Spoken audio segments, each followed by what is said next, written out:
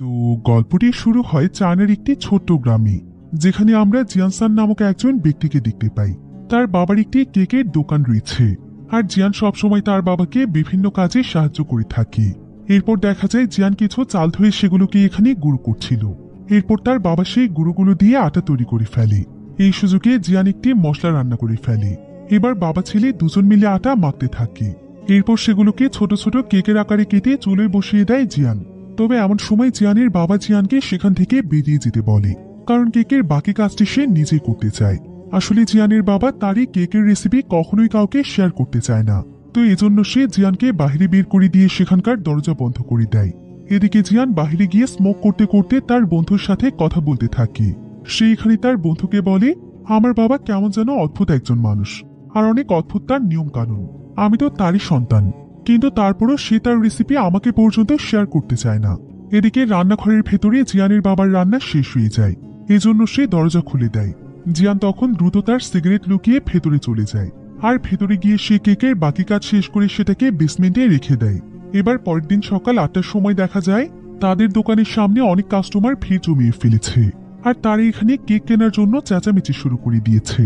আসলে তাদের দোকান প্রতিদিন সকাল 8টার সময় খোলা হয়, তবে দোকান খোলার আগেই এখানে কাস্টমার এসে দাঁড়িয়ে থাকে, কারণ তাদের দোকানের কেক ছিল খুবই টেস্টি। যারাই একবার এখান থেকে কেক কিনে খায় তারা এই কেকের স্বাদ কোনোদিনও ভুলতে পারে না। তাই তারা বারবার এই দোকানে কেক খাওয়ার জন্য ফিরে আসছে। এই জন্য দিনের পর দিন তাদের এই দোকানে জনপ্রিয়তা বেড়েই চলেছে।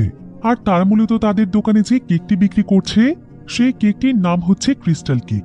এটি মূলত একটি ঐতিহ্যবাহী খাবার, যা কিনা শুধুমাত্র জিয়ানের বাবাই তৈরি করতে পারে। এদিকে প্রতিদিন সময় মতো দোকান খুললেও আজকে জিয়ানের দোকান খুলতে দেরি হয়ে গিয়েছে, তাই সে দ্রুত এসে দোকানের শাটার খুলে দেয়। আর সে সমস্ত কাস্টমারদেরকে লাইনে দাঁড়াতে বললে সবাই সারিবদ্ধ হয়ে দাঁড়িয়ে যায়। এরপর জিয়ান এখানে গুণে দেখতে পায় যে এখানে কেকের তুলনায় মানুষের সংখ্যা অনেক বেশি, কারণ তার বাবা খুব বেশি কেক বানাতো না, প্রতিদিন সে 2 ট্রে কেক বানাতো। এজন্য জিয়ান পেছনে থাকা মানুষদেরকে বলে, তোমরা কেক নিতে চাইলে কাল সকালে দ্রুত চলে আসবে। কিন্তু এসব শুনে সেই সমস্ত কাস্টমারদের মন খারাপ হয়ে যায়। এবার জিয়ানের বাবা সেখানে কেক নিয়ে আসে, আর ক্রেতারা এখানে জিয়ানের বাবার এই কেকের অনেক সুনাম করছিল। তবে জিয়ানের বাবার একটি নিয়ম ছিল, সে শুধুমাত্র একজনের কাছে একটি কেকই বিক্রি করত, যাতে করে বেশি সংখ্যক মানুষ কেক নিতে পারে। তো এখানে একজন কাস্টমার 2টো কেক নিতে চায়। সে এখানে বারবার জিয়ানের বাবার কাছে অনুরোধ করতে থাকে, কিন্তু জিয়ানের বাবা তাকে সঙ্গে সঙ্গে নিষেধ করে দেয়। তবে সেই ক্রেতা তাকে দ্বিগুণ টাকা দিতেও রাজি হয়। কিন্তু জিয়ান তখন তাকে বলে, এটা আসলে আমাদের দোকানের নিয়ম, এই নিয়ম আমরা কখনোই ভাঙব না, আর টাকার কাছে আমার বাবার আদর্শ কখনোই বিক্রি হবে না। এসব শুনে সেই কাস্টমার তখন একটি কেক নিয়ে চলে যায়। এভাবেই মুহূর্তের মধ্যেই তাদের সমস্ত কেক বিক্রি হয়ে যায়। এমন সময় সেখানে 2জন ছেলে চলে আসে, আর তারা এখানে কেক না পাওয়া লোকদেরকে বলে, সামনেই হুবহু একই কেকের দোকান খোলা হয়েছে, যেটা কিনা আজকে প্রথম খোলা হয়েছে, সেখানেও আপনারা ঠিক একই স্বাদের কেক পেতে পারেন। লোকগুলো তখন ছেলেগুলোর কথায় সেখানে চলে যায়। আর জিয়ান এটা দেখে তার বাবাকে জিজ্ঞাসা করে, এটা কি হলো বাবা? যদি সত্যিই নতুন আরেকটি দোকান হয় তাহলে তো আমাদের বিজনেসে লস হয়ে যাবে। তখন কেউ যদি আমাদের কাছ থেকে কেক না কিনতে আসে। কিন্তু এসব কথা শুনে তার বাবা চুপচাপ থাকে, সে একটি কথাও বলে না। জিয়ানের এতে ভীষণ রাগ হয়। জিয়ান আসলে তার বাবার এই ধরনের স্বভাবগুলো একদমই পছন্দ করে না। এবার পরের দৃশ্যে দেখা যায় জিয়ান তার যে বন্ধুর সাথে সেদিন মোবাইলে কথা বলছিল সে তার সেই বন্ধুকে নিয়ে সেই নতুন কেকের দোকানে চলে যায়। জিয়ান আসলে দেখতে চাইছিল দোকানটি কেমন হয়েছে, আর সেখানকার কেকগুলোই বা কেমন। জিয়ান এবং তার বন্ধু সেখানে তাদের বানানো কেকও নিয়ে যায়। আর এখন তারা যে নতুন দোকানটিতে এসেছে এটা মূলত জিয়ানের বাবার চাচাতো ভাইয়ের দোকান। তো এখানে এসে জিয়ান এবং তার বন্ধু দেখতে পায় যে তারাও এখানে ঠিক জিয়ানের বাবার মতোই ক্রিস্টাল কেক বানিয়ে বিক্রি করার চেষ্টা করছে, কিন্তু তাদের কেকের মধ্যে সেই আসল স্বাদ ছিল না যেটা জিয়ানের বাবার কেকের মধ্যে রয়েছে। এখানে জিয়ানের চাচা জিয়ানকে লাগানোর জন্য বলে, তুমি নিশ্চয়ই এখানে আমার তৈরি কেকের স্বাদের বিচার করতে এসেছো তাই না? কিন্তু তুমি এই কেকের মূল্য কি বুঝবে? তুমি এতগুলো বছর ধরে তোমার বাবার সাথে কাজ করছো, অথচ আজ পর্যন্ত তুমি নিজেই এই কেক পারফেক্ট ভাবে তৈরি করতে পারো না, আর এখন এসেছো আমার কাজের উপর বিচার করতে তাই না? একথা শুনে যদিও জিয়ানের ভীষণ রাগ হচ্ছিল, কিন্তু সে এখানে কিছুই বলে না। অন্যদিকে আমরা জিয়ানের বাবাকে দেখতে পাই। জিয়ানের বাবার নাম ছিল মিস্টার কিম। তো কিম এখানে একটি নৌকাতে করে কোনো এক জায়গার উদ্দেশ্যে যাচ্ছিল। সে একটি নদী পার করে একটি জঙ্গলের ভেতরে চলে যায়। অন্যদিকে জিয়ান তার বন্ধুর সাথে পাহাড়ের চূড়ায় বসে গল্প করছিল। জিয়ানের এই বন্ধুর নাম ছিল জিহু। তো তার এখানে জিয়ানের বাবা কিমের পুরাতন দোকান নিয়ে কথা বলছিল। জিহুক এখানে বলে, জানিস বন্ধু, আমার এই গ্রামে থাকতে একদমই ভালো লাগছে না, আমি পুরো পৃথিবীটা ঘুরে দেখতে চাই। এরপর সে জিয়ানকে আরো বলে, আচ্ছা জিয়ান, তোর কি ইচ্ছে করে না যে ছোট জায়গা থেকে বেরিয়ে অনেক বড় কিছু হতে? আমার কাছে একটি আইডিয়া আছে, চল আমরা মুভিতে কাজ করি। আমার চাচাতো ভাই মুভিতে অনেক বড় পদে রয়েছে, তার কাছে গেলেই আমাদের কেরিয়ার অনেক উপরে চলে যাবে। তাই আমরা সেখানে তার সঙ্গে কাজ করতে পারি, এবং এতে টাকাও কিন্তু কম নয়। একবার কেরিয়ার দাঁড়িয়ে গেলে আমরা কোটি কোটি টাকা উপার্জন করতে পারবো। এই কথা শুনে জিয়ানের মনেও এক বড় স্বপ্ন তৈরি হয়ে যায়। এবার পরের দিন কিম কেক তৈরি করছিল, এমন সময় জিয়ান সেখানে যায়। কিম তখন তাকে সেখান থেকে দ্রুত বেরিয়ে যেতে বলে। জিয়ানও তখন বেরিয়ে যাচ্ছিল, কিন্তু ঠিক তখনই সে চুলো থেকে একটি গন্ধ অনুভব করে। তাই সেটা সে দেখতে গেলে তার বাবা তাকে আটকায় এবং তাকে বলে, আমি না তোকে বেরিয়ে যেতে বলেছি। কিন্তু জিয়ানিতে কিছুটা রেগে যায়, আর সে তার বাবাকে বলে, আচ্ছা বাবা, আমি তো ছোটবেলা থেকে তোমার সঙ্গেই কাজ করি, কিন্তু আমি আজ পর্যন্ত তোমার মতো কেক বানানো শিখতে পারলাম না। তুমি কখনোই আমাকে এটা শেখাওনি। তুমি কি জানো, আমি সব সময় অপেক্ষায় থাকি যে তুমি কবে নিজে থেকে আমাকে এই রেসিপি শেখাবে। কিন্তু কিম এতে রেগে গিয়ে তাকে ধাক্কা দিয়ে দূরে সরিয়ে দেয় এবং তাকে রান্নাঘর থেকে বের করে দিয়ে দরজা বন্ধ করে দেয়। জিয়ানিতে রেগে গিয়ে তার বাবাকে অনেক কথা শোনায়, এমনকি সে রান্নাঘরের দরজায় লাথি মেরে সেখান থেকে চলে যায়। এরপর সেদিন রাতের বেলা জিয়ান তার বন্ধু জিহুকের সাথে বসে ড্রিঙ্ক করছিল, আর সে জিহুককে তার মনে সব কষ্টের কথা বলছিল। জিয়ান এখানে জিহুককে বলে, জানিস জিহুক, আমার কাছে মনে হয় না যে আমার বাবা আমাকে ভালোবাসে। আচ্ছা তুই তো সবই জানিস যে আমার বাবা একটি রেসিপির জন্য আমার সাথে কেমন ব্যবহার করে। তোর কাছে কি মনে হয় যে একজন সত্যিকারের বাবা তার সন্তানের সাথে এমন করতে পারে? এমনকি আমার বাবা সবসময় আমার সাথে খারাপ ব্যবহার করে, অথচ ছোটবেলা থেকে আমি তাকে তার কাজে কতটা সাহায্য করি। যেখানে অন্যান্য ছেলেরা এই বয়সে আনন্দ ফুর্তি করে সময় কাটায়, সেখানে আমি সবসময় আমার বাবার পেছনেই পড়ে আছি। তারপরও যেন আমি আমার বাবার মন জয় করতে পারছি না। এসব কথা বলে জিহুক তখন তাকে সান্ত্বনা দেয়, আর এখানে সে তাকে আবারও গ্রাম ছেড়ে শহরে গিয়ে মুভিতে কাজ করার কথা বলে। এতে জিয়ান অনেক খুশি হয়ে যায়।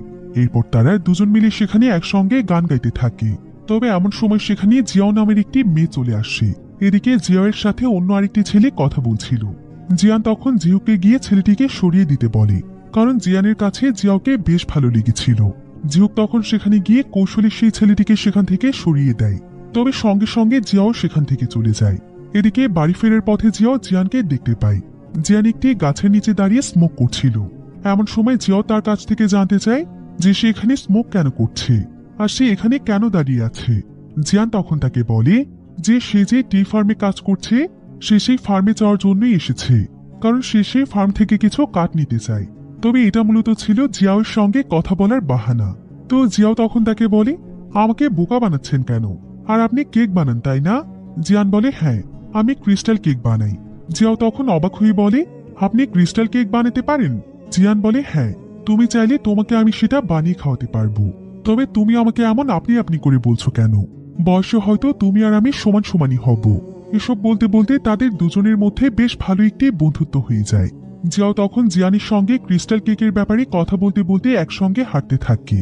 এবার পরের দিন সকালবেলা দেখা যায় জিয়ানের বাবা কিম যখন মুখ ধুচ্ছিল তখন তার প্রচন্ড কাশি হচ্ছিল। অর্থাৎ এখানে বোঝা যাচ্ছিল কিম কিছুটা অসুস্থ। তবে এমন সময় জিয়ান এসে কিমকে সামলে নেয়।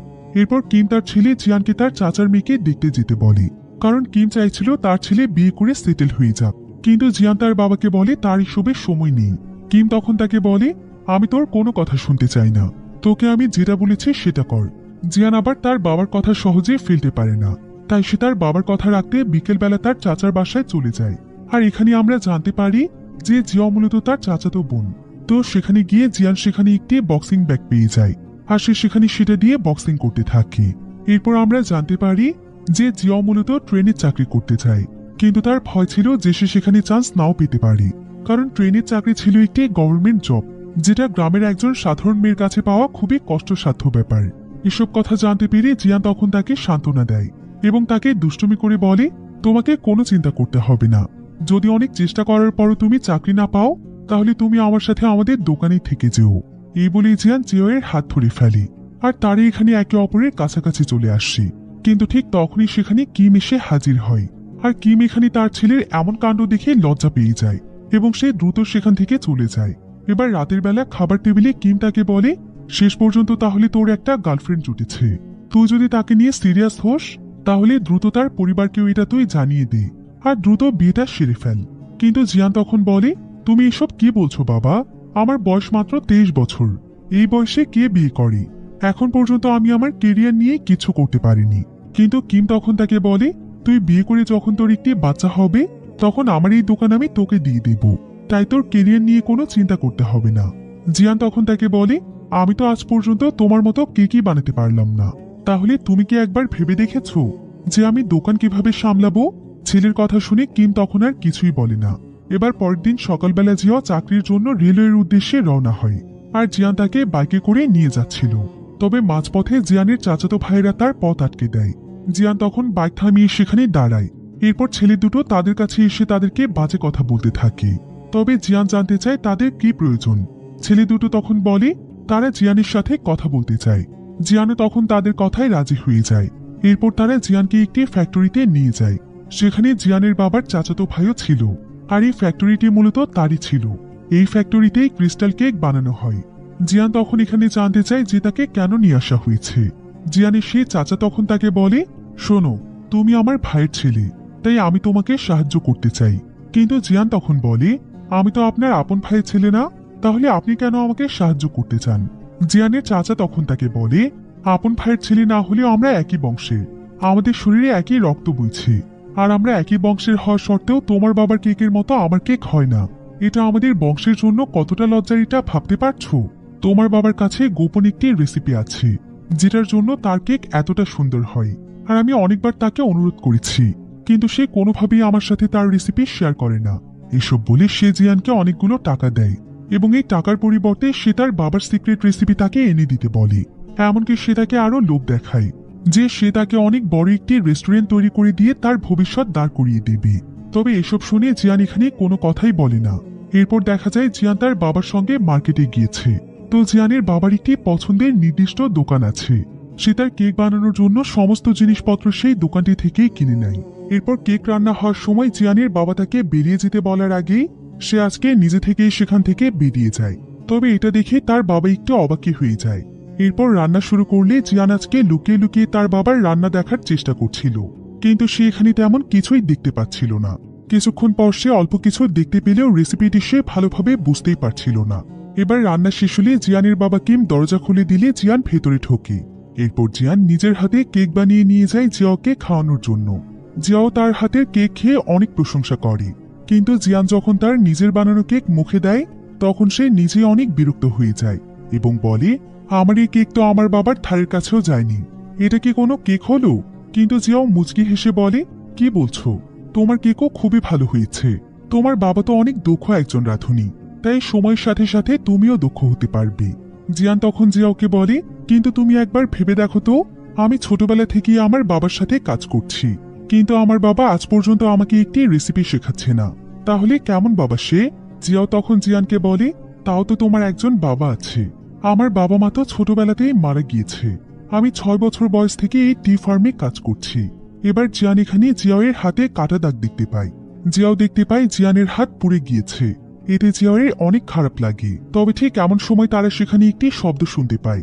জিয়ান উপরে গিয়ে দেখতে পায় যে তার বাবা রেডি হয়ে বাইরে বেরিয়ে যাচ্ছে। জিয়ান তখন জিয়াওকে সেখানে অপেক্ষা করতে বলে এবং নিজে তার বাবা কিমের পিছু করতে থাকে। সে মূলত জানতে চাইছিল যে তার বাবা কোথায় যাচ্ছে। তো কিম এখানে আবারও নৌকোতে করে জঙ্গলের দিকে চলে যায়। এদিকে জিয়ান স্মোক করতে করতে নদীর পাড়ে দাঁড়িয়ে এটা দেখতে থাকে। এরপর বাকি পথটা আর সে তার বাবার পিছু করে না, বরং সে সোজা চলে আসে রান্নাঘরে এবং সেখানে এসে সে তার বাবার মতোই কেক বানাতে থাকে। আর এখানে বসে বসে সে ভাবতে থাকে যে কেক বানানোর সমস্ত জিনিসপত্রই তো এখানেই রয়েছে, কিন্তু তাও তার কেক কেন পারফেক্ট হয় না। এবার পরের দৃশ্যে দেখা যায় জিয়ান এবং কিম একটি সেলুনে চুল কাটতে গিয়েছে। সেখানে জিয়ান বিরক্ত হয়ে তার বাবাকে বলে, তুমি আর কতদিন আমার কাছ থেকে এই রেসিপি লুকিয়ে রাখবে বাবা? সবাই বলে তোমার সিক্রেট রেসিপি রয়েছে, কিন্তু সেটা আজ পর্যন্ত তুমি আমাকে শেখালে না। তুমি কি কখনো এটা বুঝতে পারো বাবা যে তোমার এই বিষয়টি আমাকে কতটা কষ্ট দেয়? কিম তখন জিয়ানকে বলে, আমার পক্ষে যতটুকু সম্ভব ছিল আমি তোমাকে শিখিয়েছি, এর বেশি আমি তোমাকে কিছুই বলতে পারবো না। জিয়ান তখন আবারও বলে, আমি সবকিছুই বুঝতে পেরেছি বাবা, তুমি কখনোই চাও না তোমার সিক্রেট রেসিপি আমাকে শেখাতে, কারণ যদি আমি তোমার চাইতেও ভালো রাঁধুনি হয়ে যাই তুমি তোমার সন্তানকে নিয়েও হিংসে করছো বাবা। এসব বলে জিয়ান রাগ করে সেখান থেকে চলে যায়। আর কিম বসে বসে তার দিকে তাকিয়ে থাকে। এদিকে জিয়ান স্কুটিতে করে জিয়াওয়ের সঙ্গে দেখা করতে যায়। সেখানে গিয়ে সে দেখতে পায় জিয়াও সেদিন রাতে যে ছেলেটির সাথে কথা বলছিল সে আজকেও সেই ছেলেটির সঙ্গে বসে গল্প করছে। এটা দেখে জিয়ানের ভীষণ রাগ হয়। এজন্য জিয়ান প্রচন্ড রেগে গিয়ে সেই ছেলেটির দিকে এগিয়ে যায় আর ছেলেটিকে মাটিতে ফেলে মারতে মারতে বলতে থাকে, তোর সাহস কি করে হলো জিয়াওকে স্পর্শ করার? ছেলেটি তখন বলে, তুমি কে? আমার আর জিয়াওয়ের মাঝখানে তুমি কেন এসেছো? ওকে স্পর্শ করার অনুমতি জিয়াওই আমাকে দিয়েছে। জিয়ান তখন জিয়াওয়ের দিকে তাকায়, তবে জিয়াও এখানে প্রচন্ড কাজ ছিল। এদিকে ছেলেটি জিয়ানকে সরিয়ে দিয়ে চা বাগানের ভেতরে চলে যায়। এরপর সে জিয়ানকে আজে বাজে কথা বলতে থাকে। সে জিয়ানকে বলে, তুই জিয়াওয়ের পিছু কেন করছিস? আর তুই কি ভেবেছিস জিয়াও তোর মতো ছেলেকে ভালোবাসবে? তোর তো কোনো যোগ্যতাই নেই। এমনকি তোর বাবা যে কেক বানাতে পারে সেটাও তো তুই আজ পর্যন্ত বানাতে পারিস না। তাহলে কোন সাহসে তুই জিয়াওয়ের পিছু করছিস? জিয়াও শুধুমাত্র আমার। এসব শুনে জিয়ান অনেক রেগে যায় এবং সে তার স্কুটি নিয়ে তার চাচার দোকানে চলে যায়। আর সেদিন তার চাচা তাকে তার বাবার সিক্রেট রেসিপি জানার জন্য যে টাকা দিয়েছিল, জিয়ান সেখানে গিয়ে সেই টাকাগুলো ছুড়ে দিয়ে বলে, ক্রিস্টাল কেকের কোনো সিক্রেট রেসিপি নেই। আমি আপনাকে কোনো রেসিপি এনে দিতে পারবো না। আর সে প্রচন্ড রাগান্বিত অবস্থায় সেখান থেকে চলে যায়। এবার রাতের বেলা জিয়ান বাড়িতে ফিরে আসে। তার বাবা কিম তাকে খাওয়ার জন্য ডাকছিল। যদিও জিয়ান তার বাবার উপর অনেক রেগেছিল, কিন্তু সে তার বাবার কথা কখনোই অমান্য করত না। তাই সে তার বাবার সঙ্গে খেতে বসে। এরপর খাওয়ার মাঝখানে জিয়ান কিমকে বলে, আমি তোমাকে একটি কথা বলতে চাই বাবা, আমি আর এখানে থাকবো না। কথা শুনে কিম তখন জিয়ানের কাছে একটি সিগারেট চায়। জিয়ান এতে বেশ অবাক হয়, তবে সে তাকে একটি সিগারেট দেয়। কিম তখন জিয়ানের সামনে সিগারেট খেতে শুরু করে। জিয়ান তখন কিমকে জিজ্ঞাসা করে, আচ্ছা বাবা, তুমি কেন কিছু বলছো না? কিম তখন সিগারেটের ধোঁয়া দেখিয়ে বলে, এই ধোঁয়া যেখানে ইচ্ছে সেখানেই চলে যায়। কোথাও যাওয়ার জন্য কারো কাছ থেকে তার অনুমতি নিতে হয় না। আর তুই তো একটা মানুষ, তাই তোর যা ইচ্ছে তাই করতে পারিস। এরপর কিম তার পূর্বপুরুষদের ছবি দেখিয়ে বলে, এখানকার কেউই তার নাতিকে দেখতে পারেনি, বরং তারা খুবই কম বয়সে দুনিয়া ছেড়ে চলে গিয়েছে। তবে আমার একটি স্বপ্ন আছে, আমি আমার নাতি নাতনিকে দেখতে চাই, তারপর আমি দুনিয়া থেকে বিদায় নিতে চাই। জিয়ান তখন তার বাবাকে বলে, বাবা, আমি হয়তো তোমাকে অনেক কষ্ট দিয়েছি, আর আমি আমার জীবনে এমন কিছু করতে পারিনি যেটা নিয়ে তুমি গর্ববোধ করবে। তাই অনেক সময় আমার নিজেকে নিয়ে নিজের অনেক লজ্জাবোধ হয়। কিম তখন জিয়ানকে বলে, তোর মা মারা যাওয়ার আগে আমাকে একটি ওয়াদা করিয়ে নিয়েছিল, যেন আমি তোকে আমার পথে না হাঁটাই। আমি যেটা করছি সেটা যেন তোকে দিয়ে না করাই। তাই আমি কখনোই চাই না যে এই কেকের পারফেক্ট রেসিপি তুই শিখে যা। জিয়ান তখন তার বাবাকে বলে, তুমি একদম ঠিক বলেছ বাবা, আমি কখনোই তোমার পথে হাঁটব না। আমি আমার নিজের যোগ্যতায় নিজের জন্য কিছু করব। এবার পরের দিন সকালবেলা দেখা যায় জিয়ান তার বাবাকে ছেড়ে শহরে যাওয়ার উদ্দেশ্যে রওনা হয়। সে আসলে তার বন্ধু জিহুকের সঙ্গে শহরে যাওয়ার জন্য রওনা হয়েছে। তবে বাসের কাছে আসার পর তার বন্ধু জিহুক তাকে কল দিয়ে বলে যে তার মা তাকে কোনোভাবেই যেতে দিচ্ছে না। সে চলে গেলে নাকি তার মা বিষ খেয়ে মারা যাবে। এজন্য জিহুক জিয়ানকে একাই চলে যেতে বলে। এদিকে জিয়ানের কাছেও কোনো উপায় না থাকায় সে জিহুককে রেখেই চলে যায়। এবার আমরা একটি সিনেমার শুটিং দেখতে পাই। জিয়ান সোজা সেখানে চলে যায়। জিয়ান তখন সেখানে গিয়ে হান নামক একজন ব্যক্তির সাথে দেখা করে, কারণ এই হানি ছিল তার বন্ধু জিহুকের পরিচিত ব্যক্তি। তো হান এখানে জিয়ানকে সমস্ত কাজগুলো বুঝিয়ে দেয়। হান তাকে সোয়ান নামক একজনের সঙ্গে পরিচয় করিয়ে দেয়। সেও তার মতোই এখানে কাজ করার জন্য এসেছিল। তারা মূলত একটি টিম। তো সোয়ান এখানে জিয়ানকে বলে, হান সবসময় ব্যস্ত থাকে, তাই যদি তোমার কোনো কিছুর প্রয়োজন হয় তাহলে তুমি নিশ্চিন্তে আমাকে বলতে পারো। অন্যদিকে কিম আজকে রান্নাঘরে একা একাই কাজ করছিল। তার ছেলে জিয়ান আজ প্রথমবারের মতো তার কাছ থেকে এতটা দূরে রয়েছে, তাই তার খুবই কষ্ট হচ্ছিল। জিয়ানের কথা তার বারবার মনে পড়ছিল, কিন্তু জীবনের তাগিদে সে তার নিজের কাজ চালিয়ে যাচ্ছিল। এদিকে পরের দিন থেকে জিয়ানের কাজ শুরু হয়ে যায়, কিন্তু প্রথম দিনের কাজে সে অনেক উল্টোপাল্টা করতে থাকে। তবে হান কোনো মতে সেগুলো সামলে নিতে থাকে। জিয়ান যেহেতু এই সমস্ত কাজে নতুন ছিল, তাই তার কাজগুলো বুঝতে বেশ সমস্যা হচ্ছিল।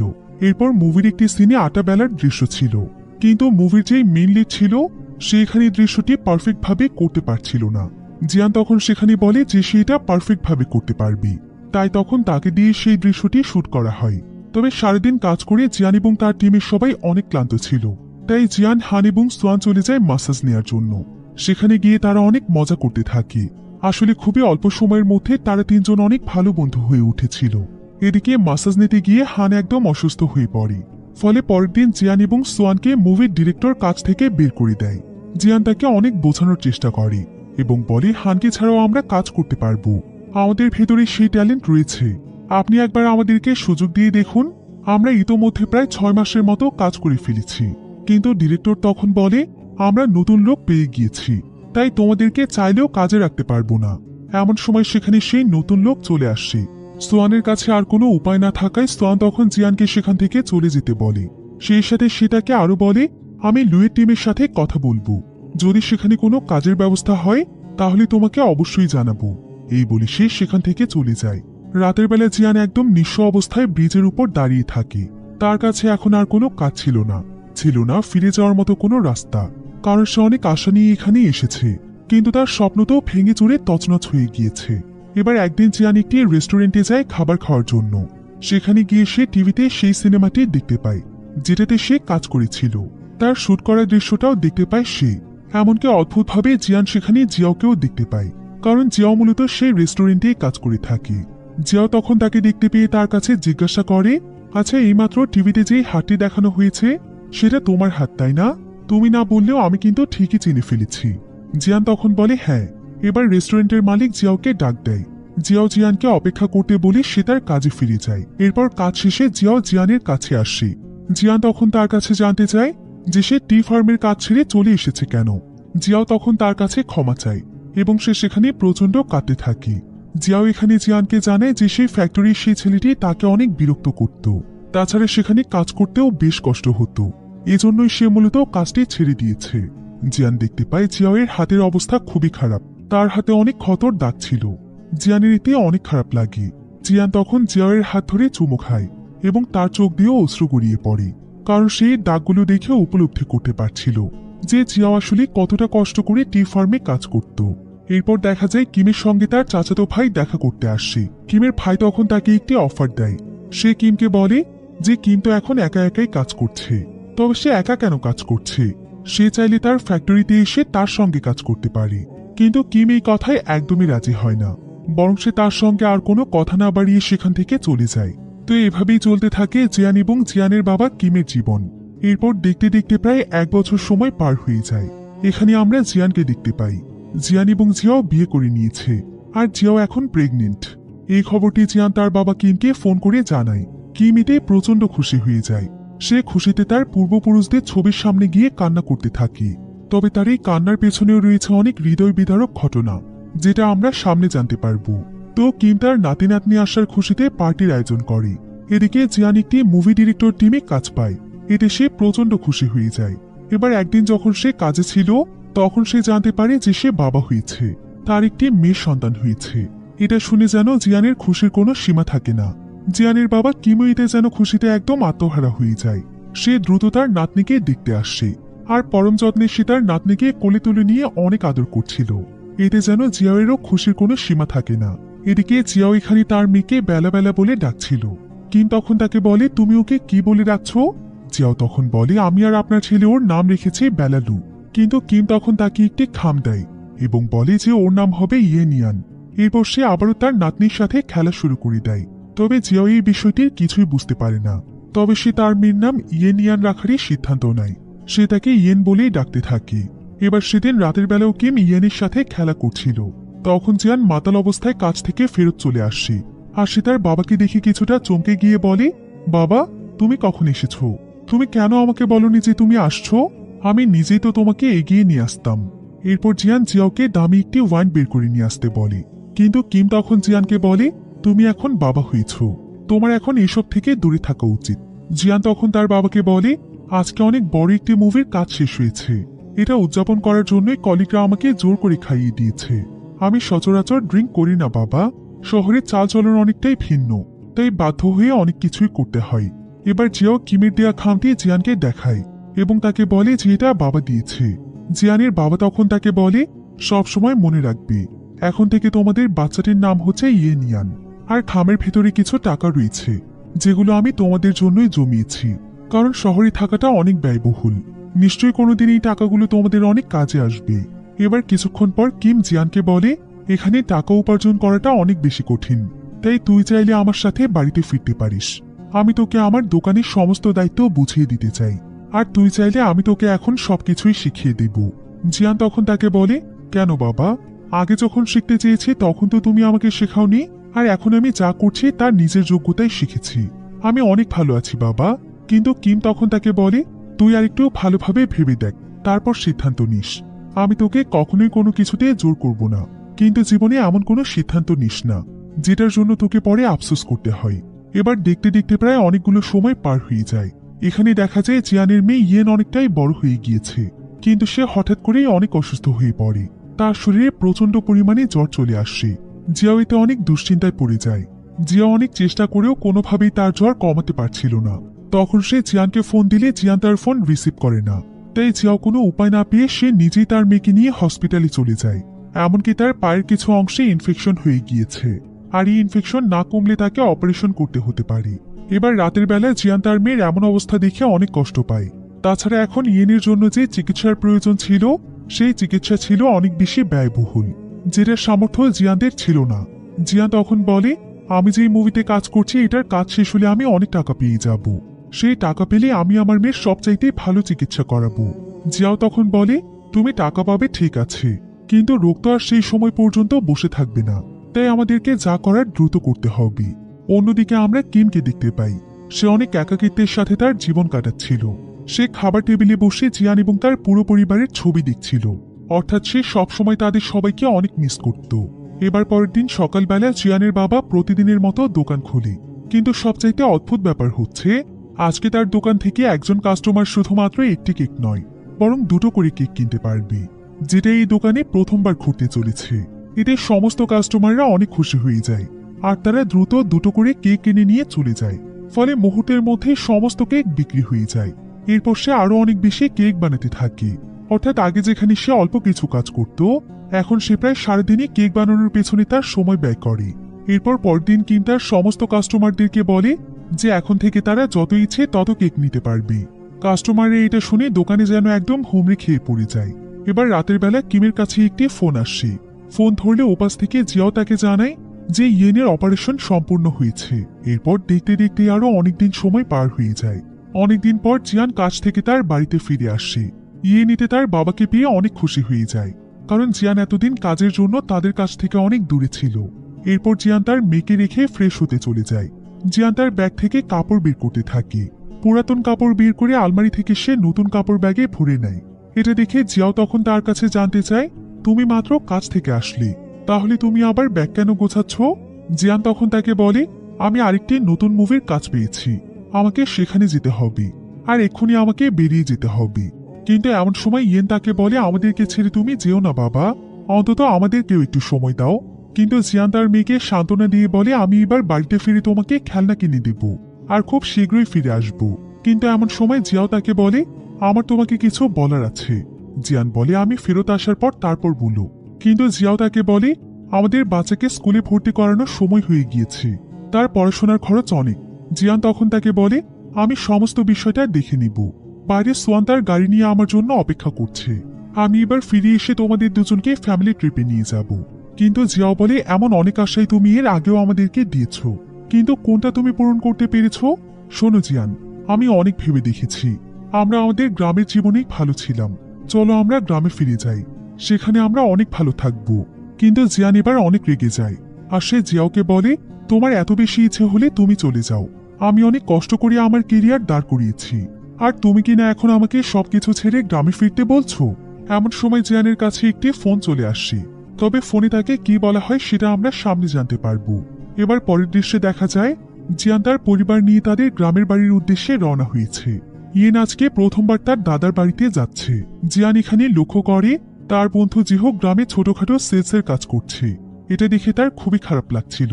এরপর জিয়ান তার পরিবারকে নিয়ে তার বাবার কেকের দোকানের কাছে গিয়ে পৌঁছয়।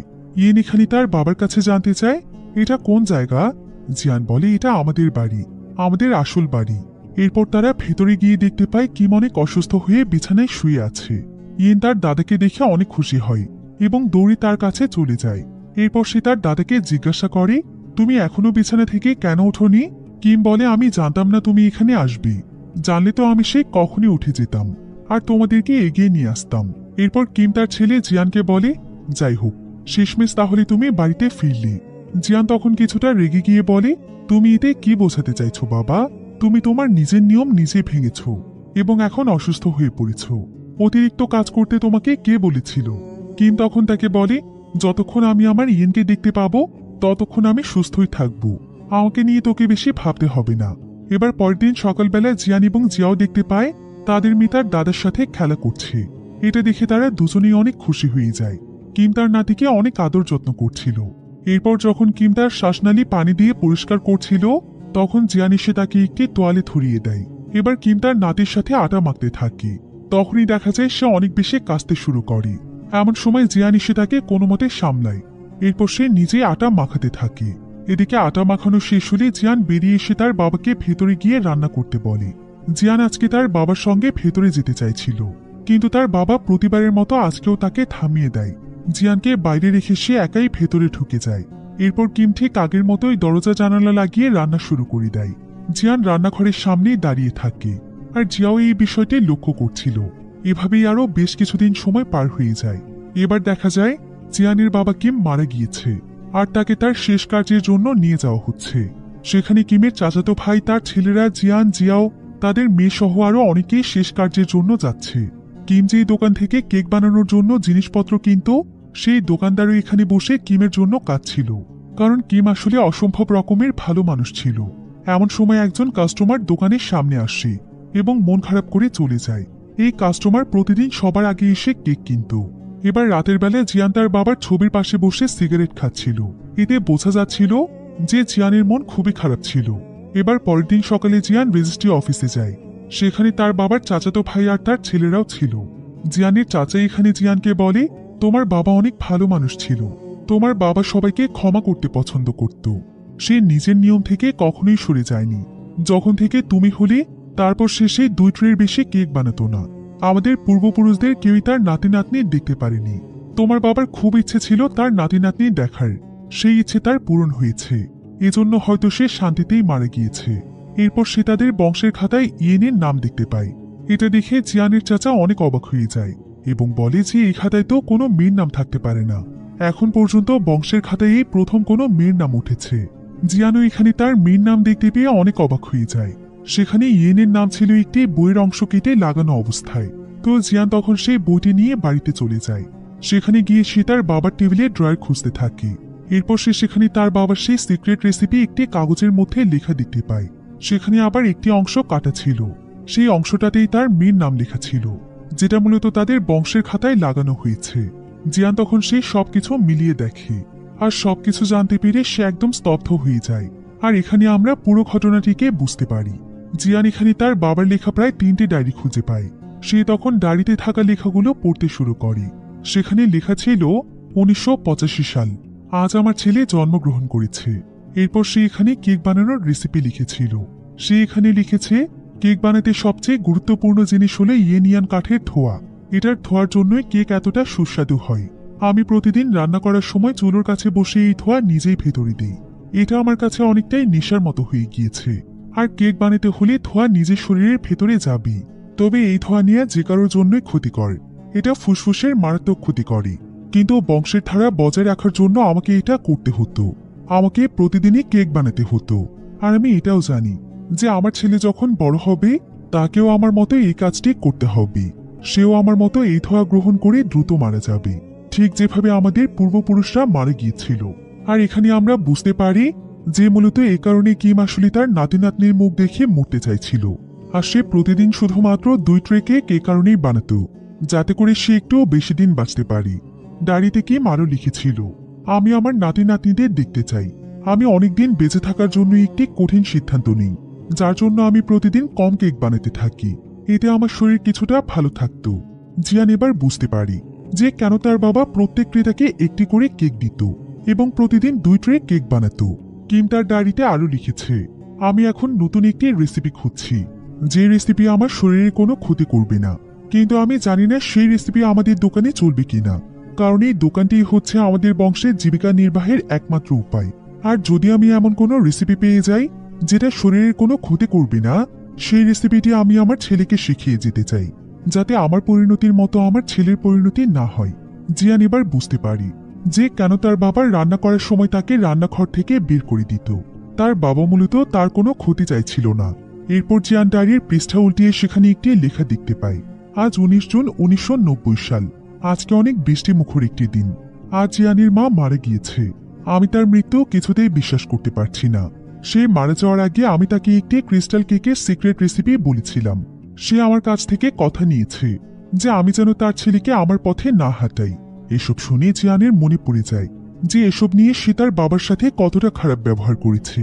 এবার আমাদেরকে একটি ফ্ল্যাশব্যাক দেখানো হয়, যেদিন সেলুনে জিয়ান তার বাবার সাথে খারাপ ব্যবহার করে চলে গিয়েছিল। আর এতে তার বাবা অনেক কষ্ট পেয়েছিল, আর সেখানে বসে সে কাঁদছিল। এসব কিছু পরে জিয়ান মনে মনে অনেক কষ্ট পেতে থাকে। এরপর সে চুলোর সামনে বসে তার বাবার মতোই কেক বানাতে থাকে, আর সে সেই ধোঁয়াও তার ভেতরে নিতে থাকে। ধোঁয়া নেওয়ার সঙ্গে সঙ্গে তার প্রচন্ড কাশি শুরু হয়ে যায়। এতে তার ভেতরে যন্ত্রণা যেন আরো অনেক বেড়ে যায়। সবকিছু জানতে পেরে সে অনেক কষ্ট পায়। চুলোর সামনে বসে সে প্রচন্ড কাঁদতে থাকে। এতদিন পর সে তার নিজের ভুল বুঝতে পেরেছে। সে বুঝতে পেরেছে যে সে বিনা কারণে তার বাবার সাথে কতটা খারাপ ব্যবহার করেছে। এমনকি সে তার বাবার সঙ্গে রাগ করে তাকে একা ফেলে শহরে চলে গিয়েছে। এরপর এসব কিছু মনে করে সবকিছুর জন্য সে তার বাবাকে মন থেকে ধন্যবাদ জানায়। আর সে বুঝতে পারে যে তার বাবা হলো পৃথিবীর সবচাইতে শ্রেষ্ঠ একজন বাবা। এবার পরের দিন সকালবেলা সবাই দেখতে পায় জিয়ানদের দোকান খোলা। সবাই এটা দেখে বেশ অবাক হয়ে যায় এবং একে অপরকে বলতে থাকে জিয়ানের বাবা মারা যাওয়া সত্ত্বেও দোকান কেন খোলা রয়েছে। এরপর সেখানে গ্রামের সকল মানুষ চলে আসে। তখন জিয়ান হাতে কেকের ট্রে নিয়ে বের হয়। সবাই তাকে দেখে অনেক খুশি হয়ে যায়। জিয়ান তখন সবার উদ্দেশ্যে বলে আজকে এই দোকানের শেষ দিন, কারণ আজকের পর থেকে এই দোকান আর খোলা হবে না। জিয়ানের কথা শুনে সবাই অনেক অবাক হয়ে যায়। জিয়ানের বন্ধু জিহুক সবাইকে কেক বিলিয়ে দেয়। এবার জিহুক এখানে কেক খেয়ে চিৎকার করে করে বলে এটা তো খুবই সুস্বাদু, একদম তোর বাবার মতোই হয়েছে। জিয়ানের হাতের কেক খেয়ে আজকে সবাই অনেক প্রশংসা করছিল, কারণ আজকে তার কেকের স্বাদ ছিল একদম তার বাবার হাতের কেকের মতো। জিয়ানের চাচাও তার হাতের কেক খেয়ে অনেক খুশি হয়ে যায় এবং বলে যে জিয়ানি হচ্ছে তার বংশের আসল বংশধর। এবার পরের দৃশ্যে আমরা দেখতে পাই জিয়ান তার ফ্যামিলির সঙ্গে নৌকায় করে সেই জঙ্গলটির দিকে যাচ্ছে, যেখানে একদিন সে তার বাবাকে যেতে দেখেছিল। জিয়ানের মেয়ে ইয়েন জঙ্গলের ভেতরে ঢুকে অনেক এক্সাইটেড হয়ে যায়। সে তার বাবাকে বলে বাবা, জঙ্গলটা তো অনেক বড় আর এটা অনেক সুন্দর, তুমি আমাকে কেন এতদিন এখানে নিয়ে আসোনি? জিয়ান তখন ইয়েনকে বলে এই জায়গাটি অনেক সুন্দর, তাই না মা? ইয়েন বলে হ্যাঁ। এরপর তারা সবাই মিলে সেই জায়গাটিতে পৌঁছয়, যেখানে জিয়ানের বাবা প্রায় সময় এসে বসে থাকত। তারা সেখানে অনেকগুলো ক্রিস্টাল কেক দেখতে পায়। এমনকি তারা সেখানে ইয়েনিয়ান গাছও দেখতে পায়। এই জঙ্গলটিতে এই গাছের পরিমাণ ছিল অনেক বেশি।